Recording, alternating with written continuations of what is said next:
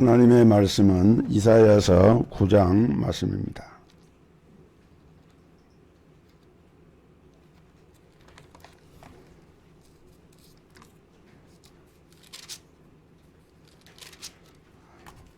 이사야서 9장 1절부터 7절까지 제가 봉독하겠습니다. 전에 고통하던 자에게는 흑암이 없으리로다. 옛적에는 여호와께서 스불론 땅과 납달리 땅으로 멸시를 당케 하셨더니 후에는 해변 길과 요단 저편 이방의 갈릴 일을 영화롭게 하셨느니라. 흑암에 행하던 백성이 큰 빛을 보고 사망의 그늘진 땅에 거하던 자에게 빛이 비치도다. 주께서 이 나라를 창성케 하시며 그 즐거움을 더하게 하셨으므로 추수하는 즐거움과 탈취물을 나누는 때의 즐거움같이 그들의 주의 앞에서 즐거워하오니 이는 그들의 무겁게 맨 멍에와 그 어깨의 채찍과 그 압제자의 막대기를 꺾으시되 미디안의 날과 같이 하셨음이니이다. 어지러이 싸우는 군인의 갑옷과 피 묻은 복장이 불에 섭같이 살라지리니 이는 한 아기가 우리에게 낳고 한 아들을 우리에게 주신 바 되었는데 그 어깨에는 정사를 메었고 그 이름은 기묘자라 모사라 전능하신 하나님이라 영존하시는 아버지라 평강의 왕이라 할 것입니다. 그 정사와 평강의 더함이 무궁하며 또 다윗의 위에 앉아서 그 나라를 굳게 세우고 자금 이후 영원토록 공평과 정의로 그것을 보존하실 것이라. 만군의 여호와의 열심히 이를 이루시리라. 아멘.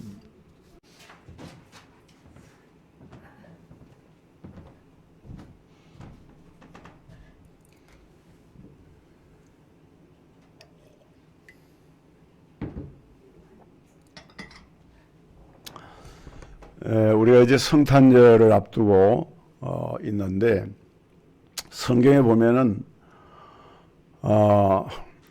예수님에 대한 성탄 기사가 복음서에 나오고 있고 또 예수님에 대한 이야기는 사실은 창세기부터 요한계시록까지 모든 성경이 그리스도를 중심으로 이렇게 기록이 되고 있는 것을 볼 수 있습니다. 물론 예수라고 하는 이름 자체는 좀 구약에서는 다른 이름으로 나오기도 해요. 예를 들어서 호세야, 호세야라는 이름, 여호수아 이런 이름들이 다 그 구원자라고 하는 뜻을 가지거든요. 예수라고 하는 이름도 구원자다. 마태복음 1장 21절에 아들을 낳으리니 그 이름을 예수라 하라. 이는 그가 자기 백성을 저희 죄에서 구원할 자이십니다. 구원에 관한 그런 모든 이야기들은 사실은 예수님에 대한 것을 다 거기에 품고 있는 거예요. 그렇기 때문에 우리는 성경에서 무수하게 많은 예수님에 대한 이야기를 듣게 됩니다. 우리가 평생 예수를 믿고 신앙생활을 하면서도 예수를 바로 알지 못하고 예수를 바로 믿지 못한다. 그러면은 그건 신앙생활을 헛것으로 하는 것입니다. 중요한 것은 예수님이 과연 어떤 분인가를 바로 알아야 되는데 예수님에 대해서 많은 성경 기자들이 증거했지만 특별히 그 가운데서 주전 750년경에 이스라엘 선지자 이사야가 예언한 이 말씀 속에는 너무너무 절실하게 예수님에 대한 그런 풍부한 이제 말씀이 담겨져 있고 오늘 봉독한 이사야 9장 이 말씀도 그런 말씀 중에 한 부분이 되겠습니다. 그러면 오늘 이사야 성경은 예수님을 어떤 분으로 묘사를 하고 있느냐? 첫째는 예수님을 가리켜서 기묘자요 모사요 이렇게 얘기를 했습니다. 기묘자라고 하는 말은 신비하다는 뜻이고 오묘하다는 뜻이고 놀랍다라는 그런 뜻을 갖고 있어요. 그러니까 예수님은 아주 신기하고 놀랍고 그야말로 신비한 분이다 라고 하는 것을 이야기하는 것입니다. 이사야 선지자가 이 말씀을 선포하면서 어둠 있는 곳에 빛이 비춰지고 압제당하는 사람들에게 자유가 주어지고 그리고 추수하는 기쁨과 탈취물을 나누는 기쁨과 이런 모든 역사들이 바로 이 기묘자요 모사로 오시는 그분을 통해서 우리의 삶 가운데 이런 역사가 일어난다라고 말하고 있는 것입니다. 그래서 예수님은 그야말로 우리의 상상을 초월하는 놀라운 존재이시고 오늘 우리의 인생을 복된 인생으로 만들어 주실 수 있는 그야말로 우리 인생의 해피메이커, 스마일 메이커, 우리를 구원과 영생과 빛으로 인도하시는 그 유일한 하나님의 방법으로 하나님은 당신의 아들 예수 그리스도를 이 땅에 보내셨는데, 그럼 과연 구체적으로 예수님이 기묘자요 모사라고 할 때에 어느 면에서 기묘자라고 하는 말인가? 첫째는 예수님의 탄생이 기묘합니다.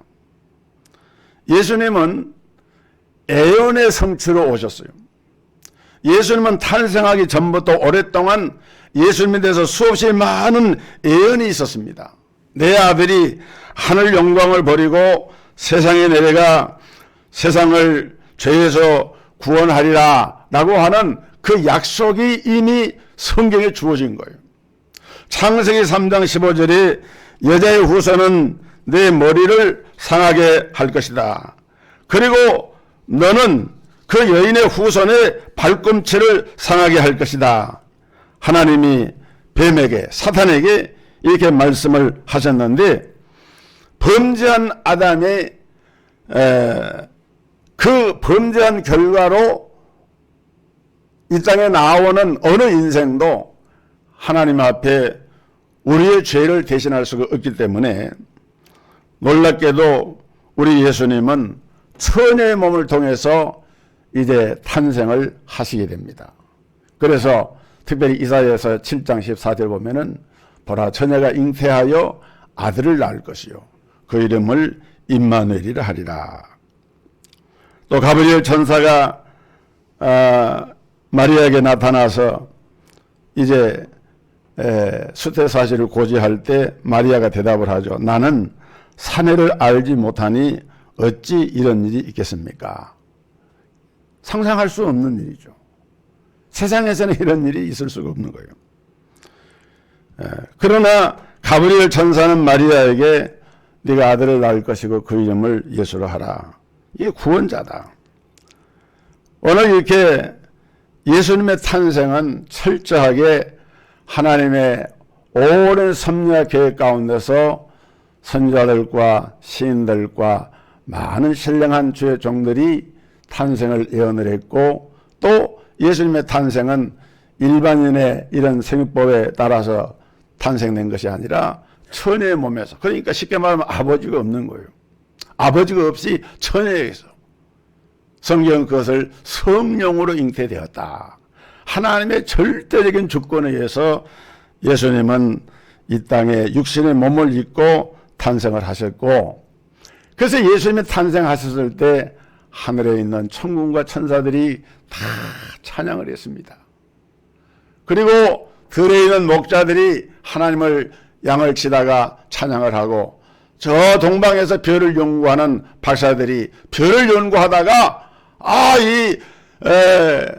메시아가 나신 것을 알고 별을 따라왔다가 아기 예수께 경배하고 예물을 드리는 이런 역사가 일어났는데, 이거는 한마디로 말하면 예수님의 탄생이 신비하고 오묘하다. 이런 탄생은 이 지구상에 어떤 인물도 없는 것이죠. 두 번째는 예수님의 십자가의 죽음이 기이합니다. 예수님은 죄인들을 위해서 죽으셨는데, 죄가 없는 동정녀의 몸에서 탄생하셨기 때문에 죄가 없는 몸으로 십자가에 죽으신 거예요. 그래서 그 결과는 무엇인가?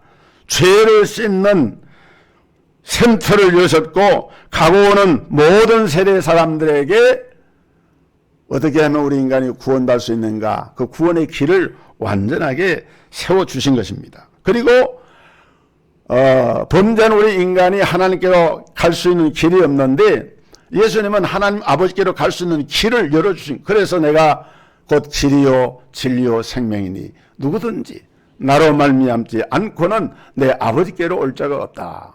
그래서 우리가 예수님을 영접한 사람들은 하나님 나라 갈 수 있는 길이 열려지는 이런 복을 누리게 된 거예요. 뿐만 아니라 예수님의 죽음은 인류의 모든 죄악의 문제와 사망의 문제를 다 깨끗하게 해결해 버린 거예요.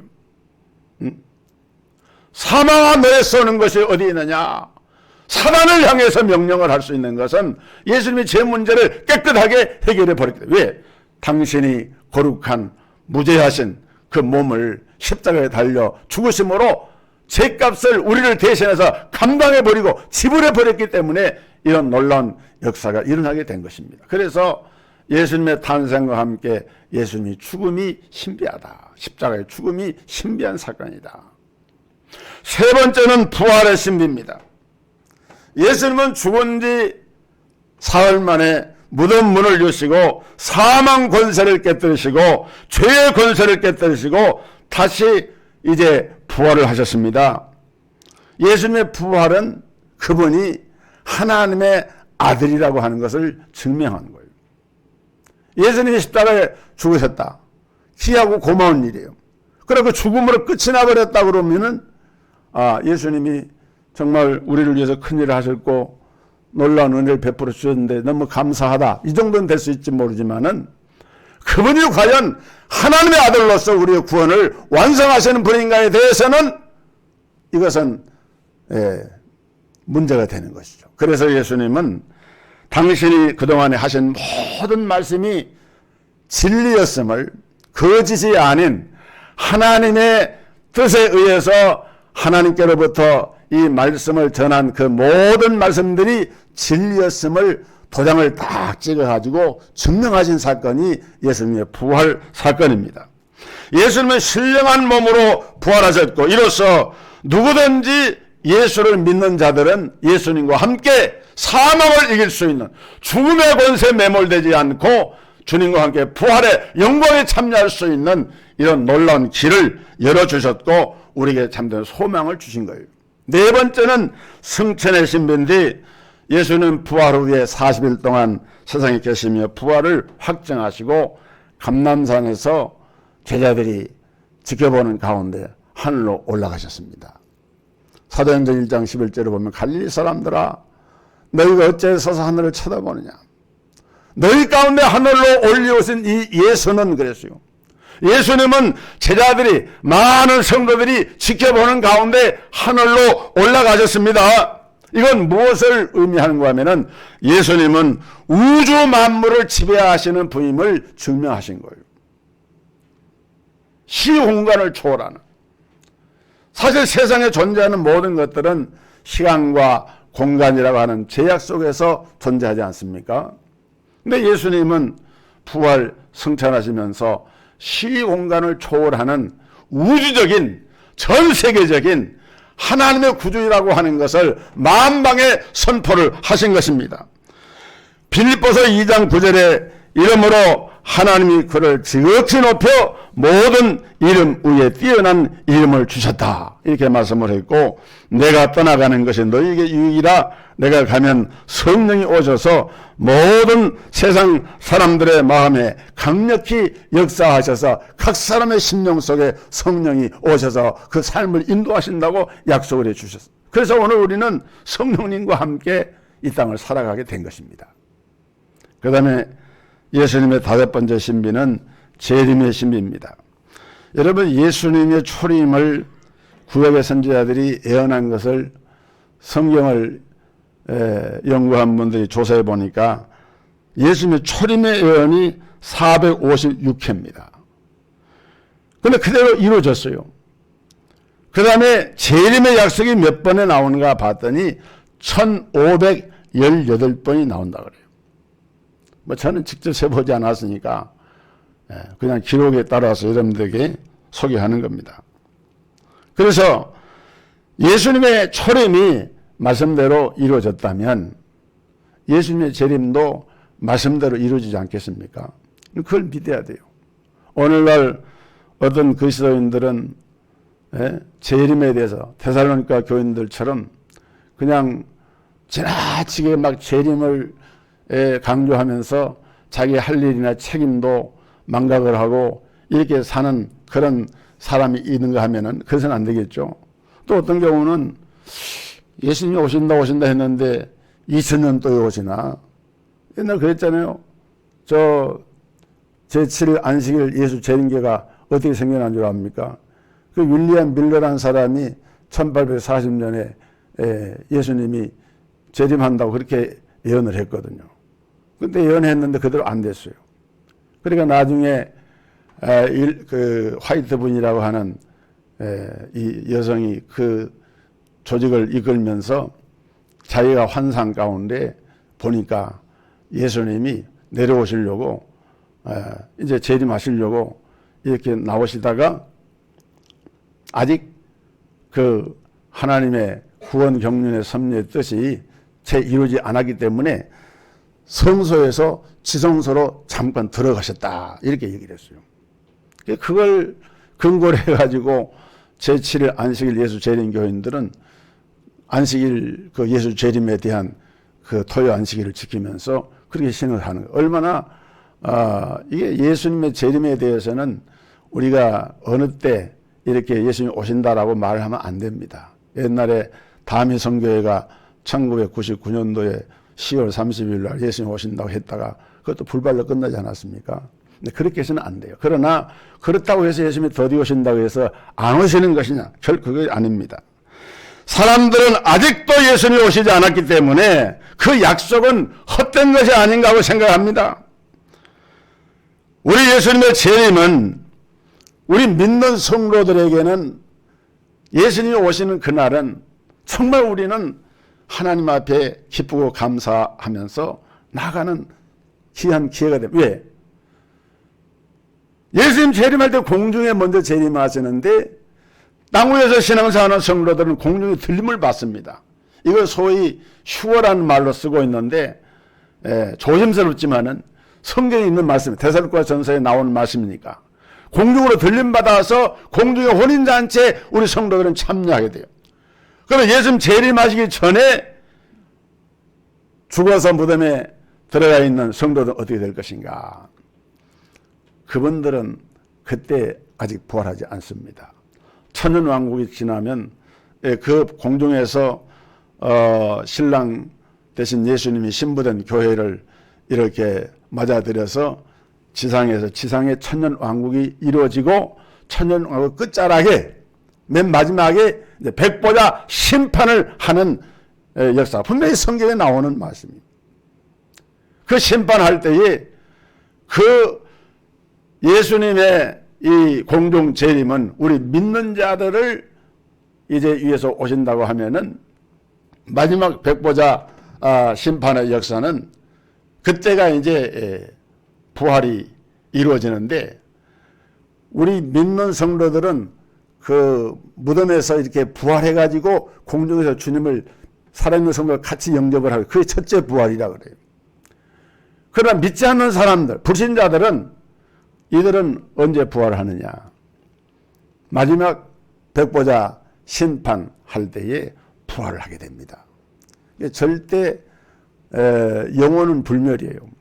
악인이나 선인이나 믿는 자나 믿지 않는 자나 성경은 우리 영혼은 영적인 그 영원한 존재라고 말씀을 하고 있고 이 예수님의 재림의 시점과 관계해가지고 믿는 자의 부활과 믿지 않는 자의 부활이 시기적으로 다를 뿐이지 우리 예수 믿는 성도들도 하나님의 심판을 받게 되는데 그 심판은 정죄의 심판이 아니고 정죄하지 않는다 그랬으니까 그 심판은 우리가 행한 대로 상급을 받기 위한 말하자면은 이 어카운트 계산한 하나님께서 5달란트 받은 자, 2달란트 받은 자들이 그 장사에서 이해를 남긴 것을 자 나와 함께 회개하자, 계산하자, 어카운트하자 성경에 그렇게 말씀하지 않습니까? 그걸 얘기한 거예요. 그래서 우리는 그 소망을 붙잡고 신앙생활을 하는 것입니다. 그래서 예수님의 동정녀 탄생과 십자가 죽음과 부활과 이 재림의 사건 전체가 다 신비하고 오묘한 사건이 되기 때문에 이사야 선지자는 예수님을 가리켜서 지묘자라 무사라 이렇게 말씀을 선포한 것입니다. 두 번째로 예수님은 전능하신 하나님이시다 그랬어요. 하나님은 아브라함에게 자기 자신을 소개하시면서 나는 전능한 하나님이다 그렇게 말씀했습니다. 이 전능한 하나님이라고 하는 말은 히브리 말로 엘 샤다이라고 하는 말인데, 여기서 엘은 하나님을 뜻하고 쉐는 그분을 뜻하고 다이라고 하는 말은 이것은 충분하다, 넉넉하다 그런 뜻이거든요. 세 개의 그 의미가 각각 있는 말을 합쳐가지고 엘 샤다이, 전능하신 하나님이다 이렇게 하나님을 이름을 부르는 겁니다. 그러니까 이 엘 샤다이는 문자적으로 충분하신 하나님, 넉넉하신 하나님. 그런데 무엇에 충분하고 무엇에 넉넉하다는 말씀이냐? 피조물인 우리 인생이 겪는 이 땅의 모든 어려움과 고난과 재앙과 재앙과 그 속에서 하나님이 거기에 관여하셔서 그 성도들을, 하나님의 백성들을 아름답게 인도하시는 일에 조금도 모자람이 없는, 부족함이 없는 그런 분이 엘샤다이의 하나님, 전능하신 하나님이다 그렇게 말한 거예요. 그런데 우리가 전능하신 하나님 그러면은 이제 성부 하나님에 대해서만 이런 수식을 하는 것으로 착각할 수가 있는데, 예수님은 우리의 전능하신 하나님이 되신다고 말씀하고 있는 거예요. 그러니까 예수님은 못하실 것이 없는 거예요. 바람과 바다를 잔잔케 함, 오병이의 역사로 5,000명을 모이고 12황제 남는 역사가 일어납니다. 죽은 나사로를 다시 일어나게 합니다. 병변자를 고치십니다. 이것은 전능하신 하나님이 아니고서는 할 수가 없는 일입니다. 그래서 이사야 선지자는 하나님을 가리켜서 전능하신 하나님이다. 세 번째로 예수님은 영존하시는 아버지라 그랬어요. 영존이라고 하는 말은 영원하다고 하는 그 길 영자와 존재한다는 그 존자를 쓴 거예요. 영존. 우리가 일반 용어로는 잘 쓰지 않는 말이지만은 우리 신앙을 표현하는 그런 신학적인 용어입니다. 영존. 영원히 존재하시는 아버지시다. 여기서 우리가 강조하고 있는 것은 하나님을 아버지라고 하는 그 이유가 뭐냐? 몇 가지 이유가 있는데, 첫째는 아버지는 생명의 근원이기 때문에 그렇습니다. 두 번째는 아버지는 보호자예요.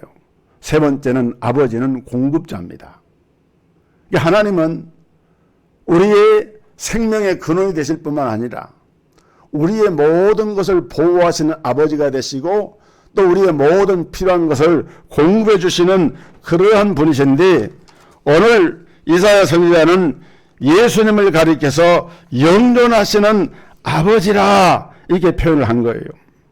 우리가 얼른 듣기에는 이해가 안 돼요. 그러나 우리 동양적인 사고에서는 부모와 자식은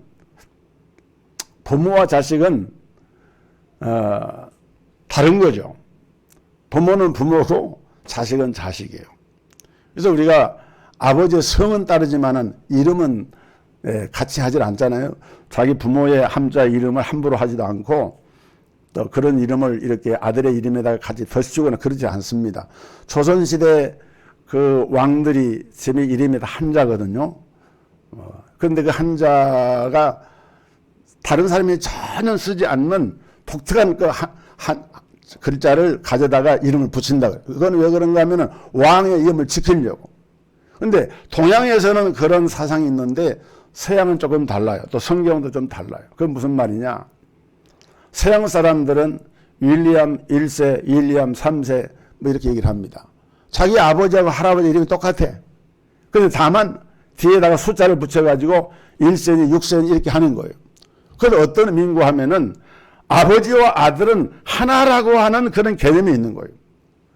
여러분, 삼일체 되신 하나님 우리 아버지는, 우리의 성자 예수님은 그 사역의, 구속사의 사역의 관계에서 성부하시는 일이 있고 성자 예수님 하는 일이 있고 성령님 하는 일이 있지만은 동시에 예수님은 영존하시는 하나님의 아들이시만은 우리의 아버지라고 불려지는 분이다라고 이사야가 얘기를 한 거예요. 그럼 그만큼 우리 예수님은 우리의 구원과 하나님의 경륜을 이루는 데 있어서 놀라운 역할을 하시는 분이라고 하는 것을 강조한 말씀입니다. 그러면 네 번째로 우리 예수님은 우리의 평강의 왕이 되어주십니다. 평강의 왕. 예수님은 하나님과 우리 인간 사이에 막혀진 담을 헐려고 오셨어요. 아예 그냥 담을 헐어버렸어요. 그래서 하나님께 나갈 수 있는 길을 열어버렸어요. 더 이상 적대적인 관계가 아닙니다. 바위야 내 낯을 가려라 뭐 숨고 그런 관계가 아니에요. 이제는 당당하게 기쁘게 즐거운 마음으로 하나님 앞에 나아갈 수 있는 길을 열어주셨고, 그런 믿음을 가지고 하나님께 직접 나아가서 기도할 수 있고 하나님을 찬양할 수 있는 그런 존재로 우리가 세워지게 된 것은 평강의 왕 되신 예수 그리스도가 바로 우리에게 이러한 하나님과의 맡겼던 불화의 담을 헐어버리고 둘로 하나가 되게 해서 화목을 만들어 주셨기 때문에 이런 역사가 가능하게 된 거예요. 그래서 예수님 탄생하셨을 때 가브리엘 천사가 지극히 높은 곳에서는 하나님께 영광이요 땅 위에서는 기뻐하심을 입은 사람들 중에 평화로다. 평화가 임한 거예요. 여러분 솔직히 오늘날 얼마나 살아가기가 불안합니까? 러시아 우크라이나 전쟁은 끝이 없고 경제전쟁, 국가 간의 지역 간의 이런 전쟁, 또 노사 간의 이런 갈등, 여자 간의 갈등, 뭐 기업체 가면은 그런 경쟁이 없습니까? 서로 생존의 경쟁을 하면서 살고, 우리 사회나 우리 주변 생활에도 그런 많은 경쟁도 있어서 그런 것을 의식하고 살다 보면은 너무 사는 것이 힘이 들어져요. 그럴 때 오늘 우리는 평강의 왕으로 오신 예수님을 우리 마음에 모시고 예수님의 이 성탄을 앞에 두고 우리 마음속에다가 우리 기도하면서 우리 마음을 하나님께 드릴 때 평강의 왕 되신 예수님 내 마음에 오셔서 나의 마음을 주장하여 주시고 참된 평안을 주옵소서. 여러분 참된 평화와 평강은 구원을 받고 죄로부터 해방을 받고 하나님의 자녀가 됐을 때 누리는 그런 기쁨이 전제되지 않으면은 어떤 것도 진정한 평화가 될 수가 없어요. 그런데 우리는 그런 모든 것을 다 받은 것 아닙니까? 하나님의 자녀들은. 그렇습니다. 우리 예수님은 예언도로 오셨고 예언도로 지금도 일하고 계시는데 오늘 여러분은 예수님을 누구로 믿고 계십니까? 이사야가 예언한 대로 기묘자요 모사인 예수님, 전능하신 하나님, 영존하시는 아버지, 평강의 왕으로 오시는 이 예수님을 여러분의 마음의 중심에 모시고 진정한 성탄의 기쁨을 누리시기를 주의 이름으로 축복합니다.